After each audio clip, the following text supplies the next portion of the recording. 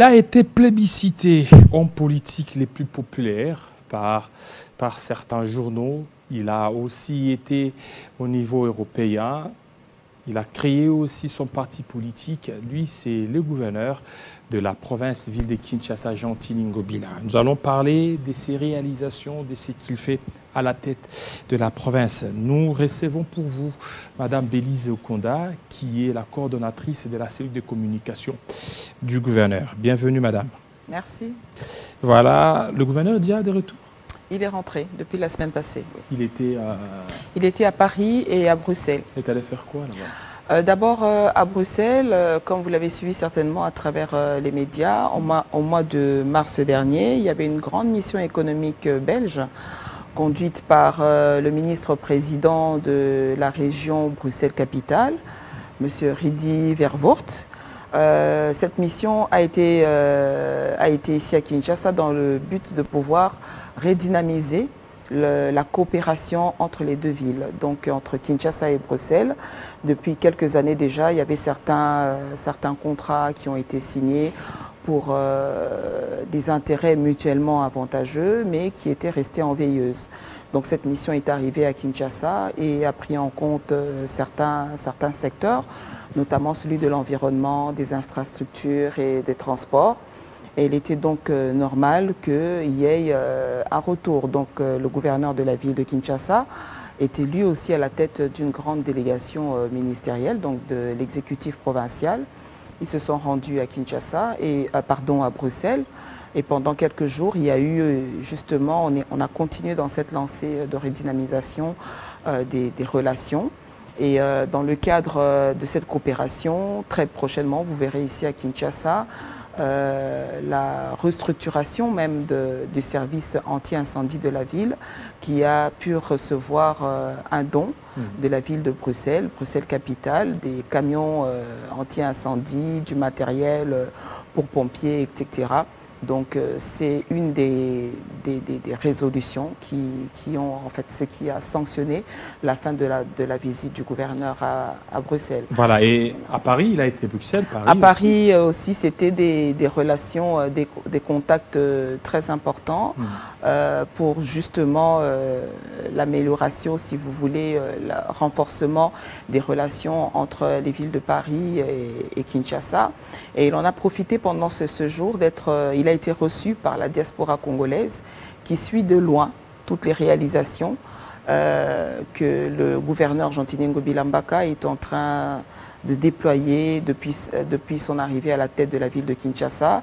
Ils ont voulu écouter le premier citoyen, ils ont voulu écouter le Kinois comme eux pour en savoir plus sur toutes ces réalisations et surtout aussi avec la sortie officielle de l'ACP, l'Alliance congolaise, l'Alliance des Congolais progressistes. Même là, en Europe, oui. il y a ACP, là. Eh oui, à Paris, à Bruxelles, à Stockholm, dans plusieurs villes, il y a déjà ACP. Il y a déjà ACP. Je voudrais dire ici, en profiter, dire que le gouverneur de la ville, l'autorité morale de l'ACP, de l'Alliance des Congolais progressistes, et quelqu'un qui a vécu aussi en Europe. Il est quinois, certes né et grandi à Kinshasa, mais à un moment donné de sa vie, à l'âge de 20 ans, je pense qu'il a dû partir pour l'Europe, précisément en France, où il a fait ses études universitaires. Jean-Tini Ngobila, étudiant, a aussi créé des sociétés là-bas en France, précisément à Paris. Il a travaillé, ces sociétés ont travaillé aussi avec de grandes enseignes parisien qui lui a permis aussi d'employer plusieurs de nos compatriotes vivant là-bas en France. Et c'est ce qui lui a valu, si vous voulez, ce sacre même de l'ACP au niveau de l'Europe. Qu'est-ce que justifie cette dynamique-là, du coup, au niveau, il se retrouve. Au niveau européen, il se retrouve. France, en Belgique par rapport à la sortie officielle de l'ACP? Écoutez, la diaspora congolaise vivant en France comme en Belgique se retrouve au travers du gouverneur de la ville, Jean-Tini Ngobila Mbaka. En fait, son parcours est un parcours que beaucoup, même de la diaspora, rêvent quand ils ont quitté Kinshasa, leur ville natale, leur pays qui est donc la RDC, la plupart sont partis pour des études, pour des raisons bien précises. Et rêvent aussi de revenir construire avec nous autres qui sont ici au pays notre futur et beau pays. Et le gouverneur de la ville a eu un parcours en fait qui inspire. Je l'ai dit ici, qu'il est né ici à Kinshasa, c'est un Kinois de souche. Il a vécu ici à Kinshasa, il est parti en Europe, il a eu justement à voir tout autour de lui graviter plusieurs Congolais parce que c'était un employeur. Il a donné de l'emploi à plusieurs des Congolais et aujourd'hui il se retrouve à la tête de la ville de Kinshasa. Donc pour la diaspora congolaise, Gentini Ngobila hier, homme d'affaires en Europe, Gentini Ngobila mécène, Gentini Ngobila l'ami, le frère, le voisin, est un exemple de réussite, d'où cette adhésion massive, cette adhésion, cette implication de la diaspora qui se dit mais pourquoi pas apporter notre soutien à ce frère qui est quand même un exemple de réussite. Voilà pourquoi il y a eu cette adhésion spontanée. On va y revenir pour parler un peu de l'objectif, parce qu'on a vu beaucoup d'Équinois répondre à cet appel. Il y a une petite vidéo, on y revient après juste.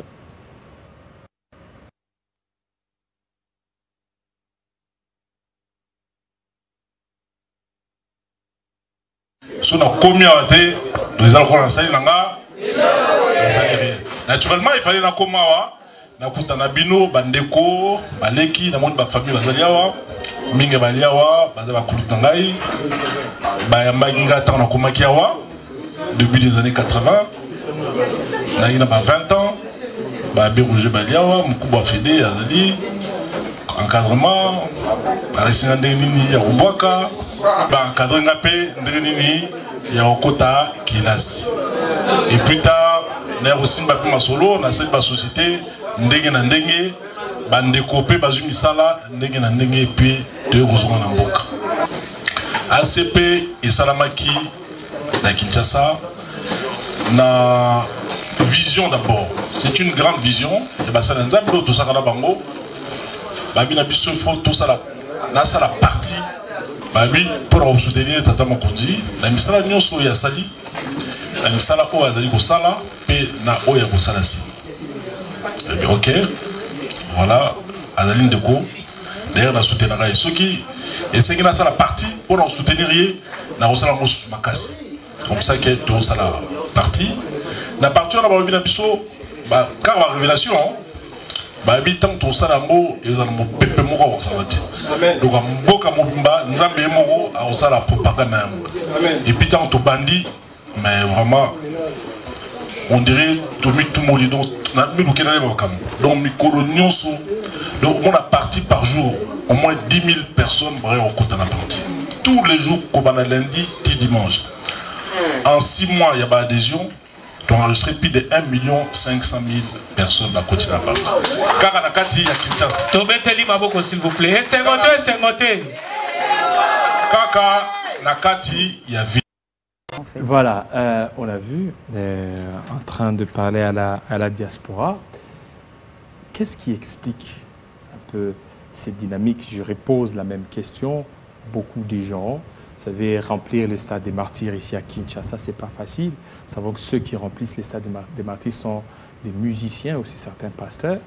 Et lui, le remplir comme ça, en contrepartie, il n'y avait rien. Écoutez, je l'ai dit tout au début, le gouverneur Gentini Ngobila Mbaka est un Kinois. Il a vécu à Kinshasa. Lorsque vous vivez à Kinshasa, déjà vous savez comment les Kinois vivent. Ils vivent vraiment, c'est déjà de nature quelqu'un de très sociable. Très sociable. Il a des frères, il a des amis, il a de la famille de la famille, les frères des frères, les sœurs des sœurs, les amis des amis. Donc vous voyez, ça forme déjà un tout. Ajouter à cela le fait que déjà bien avant la sortie officielle, l'ACP a reçu l'autorisation officielle au mois d'août de l'année dernière. En août 2021, donc pendant 9 mois, il y a eu plusieurs adhésions spontanées. Je pense que vous avez eu à couvrir aussi, donc la chaîne, je veux parler de Télé 50, à couvrir les adhésions massives qu'il y a eu. Il y en avait qui venaient avec 15 000 personnes. Il y avait des leaders qui venaient parce qu'il se retrouve ou bien parce qu'il est gouverneur. C'est pas parce qu'il est gouverneur, mais je crois que c'est un discours. Cette adhésion serait la même s'il était un lambda. En fait, lorsque on adhère à une vision, on adhère à quelque chose, c'est parce qu'on croit en une vision. On a compris en fait une vision, qu'il soit gouverneur ou pas. Je pense que le discours du gouverneur Gentilin Ngobila Mbaka, la sortie officielle, prouve à suffisance qu'il a eu un discours qui séduit.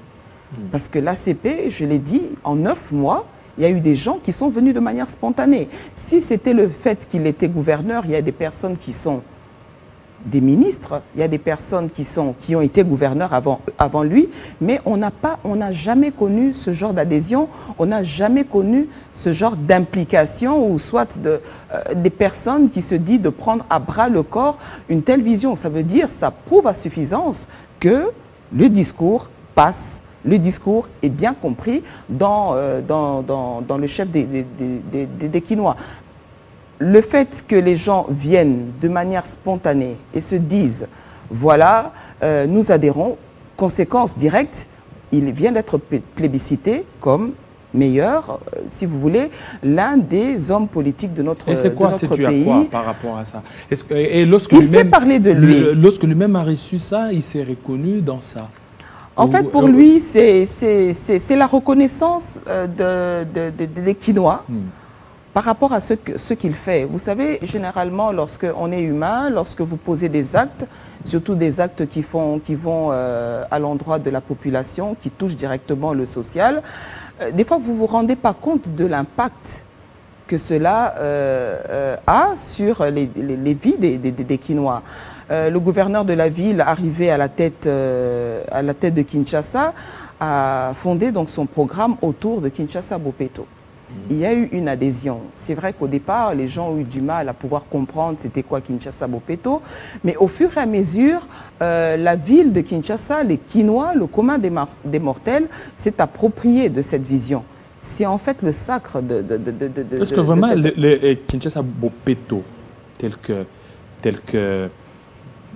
qu'on a fait ici, tambour battant, tout le monde là, est-ce que vous en êtes fiers de cette campagne sur la lutte contre l'insalubrité ici à Kinshasa? Vous savez, Kinshasa a été détruit depuis des décennies.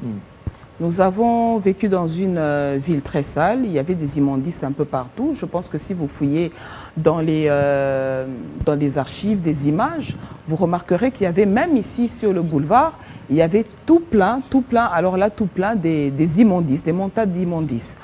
Vous savez, lorsqu'il faut détruire, c'est assez facile, mais reconstruire, c'est difficile. Et il y a encore un autre problème qui faisait obstacle à la vision du gouverneur, c'était la mentalité des Kinois. Voilà pour... Excusez-moi, il y a eu cette campagne de changement de mentalité aussi. Parce que le Kinois doit comprendre, le message du gouverneur est celui que Kinshasa Bopeto est une affaire de tous. Ce n'est pas une affaire du gouverneur. Le gouverneur, demain, il sera peut-être promis à d'autres fonctions, il fera peut-être autre chose, il y aura certainement un autre gouverneur après lui, comme il y en a eu avant lui. Mais Kinshasa Bopeto est d'abord un état d'esprit. Comme il a l'habitude de le dire, Kinshasa Bopeto renferme les prémices même du développement.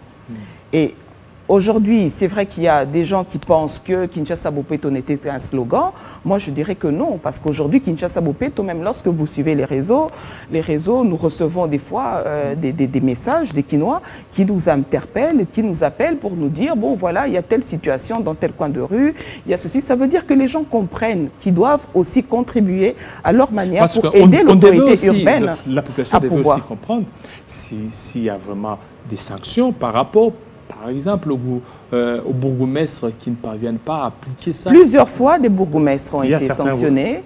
Plusieurs fois, des bourgmestres ont été sanctionnés. Il y a eu des bourgmestres qui ont été sanctionnés. Il y a des bourgmestres qui ont été permutés. Il y a des sanctions des bourgmestres. La configuration des bourgmestres qu'il y a aujourd'hui ici ne sont pas les mêmes bourgmestres qui ont commencé en 2019 avec le gouverneur de la ville de Kinshasa. Il y a qui ont été sanctionnés et plusieurs fois, le gouverneur a mis en place en fait un mode de gestion participative où il convoque, il invite les bourgmestres, il leur donne des directives et chacun des bourgmestres est appelé à pouvoir suivre. Aujourd'hui, la plupart des bourgmestres aussi travaillent aussi avec la population. Dans le sens où, moi je vois dans les réseaux sociaux, des fois, on m'envoie une capture, je ne sais pas moi, d'un post, Twitter ou Facebook, voilà, à tel endroit, il y a de la crasse, j'envoie aux bourgmestres concernés, parce qu'on ne peut pas être partout en même temps. Nous sommes quand même une ville de 15 millions d'habitants. Est-ce que ça réussit, selon vous, l'opération? En tout cas, il y a en tout cas des avancées significatives. Lorsque je prendrai le cas du boulevard Lumumba, regardez à la hauteur, à partir de la 1er rue jusqu'à la 17e rue, c'était que des champs. Il n'y avait que des maraîchers et il faisait tellement noir. Et à cet endroit-là, à une certaine heure, vous ne pouvez pas passer parce que vous risquez soit d'être braqué, soit rencontrer en tout cas un malheur.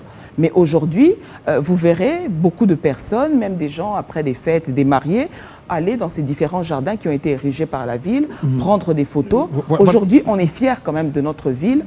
On a quand même des endroits où on peut quand même aller humer leurs frais. Voilà, opération, ce qui n'existait pas avant. Opération Zéro Trou. Opération Zéro Trou. Est-ce que la ville, province de Kinshasa, se sent concernée par ça? Parce qu'on se rend compte qu'il y a certains endroits où il y a toujours des trous, quand bien même il y a cette opération qui a été lancée. L'opération a été lancée, certes, par le gouvernement national. Je me rappelle que ce jour-là, c'était même le Premier ministre lui-même qui était présent. Quoi de plus normal que la ville puisse être présente parce que c'est la ville de Kinshasa qui en est bénéficiaire. Et cette opération a certes commencé. Il y a certains avenues qui connaissent déjà certains avancées. Je verrai par exemple la ceinture, la boucle des avenues aux alentours de l'hôtel de ville. Il y a des travaux qui sont en train d'être faits. Mais vous savez, comme je vous l'ai dit, nous sommes quand même dans une ville de 15 millions d'habitants. La reconstruire comme sous un coup de baguette magique, c'est pas possible. Ça, c'est dit. On n'est pas dans un conte de fées. C'est ainsi d'ailleurs que le gouverneur de la ville a même penché une grande partie de son programme sur la réhabilitation des infrastructures et la construction de routes secondaires pour permettre aussi la viabilité de certaines avenues. Parce que vous le savez que certaines avenues sont en train de se détériorer parce que nous n'en avons pas assez. Jusqu'aujourd'hui, jusqu'à l'arrivée du gouverneur Gentilin Gobilambaka, il n'y a pas eu de route, 1 kilomètre de route qui a été rajouté sur les nombres des kilomètres de routes construites pour la ville de Kinshasa. Kinshasa avait 400 000 habitants, aujourd'hui 15 000 habitants, et ce sont les mêmes routes que nous avons, d'où les embouteillages et tous les problèmes, la détérioration des routes.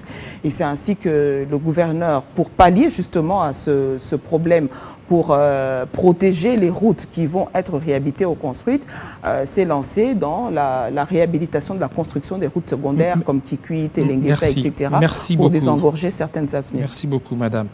Alors, pour terminer, c'est une question qui est là, et même plusieurs de nos téléspectateurs, parce que vous voyez, avec Kinshasa, il faut une émission élaborée, même de des heures pour parler. C'est vaste. Il y a beaucoup à dire. Il y a beaucoup, Zando, beaucoup de choses, mais on s'arrête. Mais une petite question. On a vu dans des vidéos, ça a circulé, le gouverneur en train de chanter Fati, Fati Béton, Fati Béton. Mais un gouverneur en train de chanter, vous, quand vous aviez suivi, ça vous a fait quoi? Ce n'est pas le premier gouverneur. Ce n'est pas le premier gouverneur. Ce n'est pas le premier gouverneur. Je peux vous... Il a peur? Il a peur de quoi? Non, non, non. Je pense que c'est le gouverneur des Kinois. Et le gouverneur des Kinois, il s'est retrouvé au milieu des Kinois et en face du père de la nation. Je ne vois pas en quoi ça devait être un crime de lèse-majesté. Il s'est senti Kinois. Il est Kinois. Il est Kinois de souche, il est Kinois de père et de mère et d'épouse, comme il aime bien le dire. Donc je ne vois pas pourquoi ça devait... bon, certaines personnes devaient être choquées ou quoi. Je ne vois pas pourquoi on devait en faire toute une... Avec ACP 2023, c'est Fati ou rien? C'est Fati ou rien, c'est le candidat de l'ACP. Merci. Merci. Alors, on va parler de la justice avant qu'on ne chute par l'Assemblée nationale, la loi d'habilitation qui divise certainement les députés. Merci beaucoup, Madame Okonda. C'est moi qui vous remercie. Ça va.